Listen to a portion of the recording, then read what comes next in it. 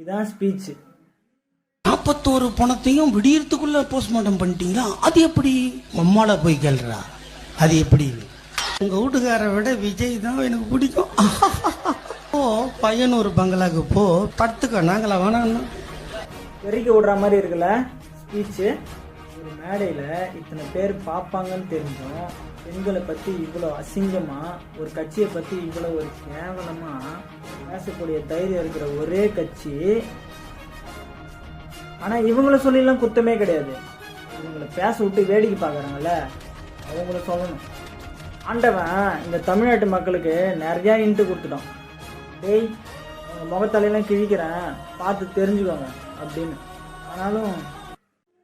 ஆனால் ஒன்று, ஒரே ஆள் ஸ்டேட் போர்ட்லேருந்து சென்ட்ரல் போர்டு வரையும் அலற விட்டான் மனுஷன்.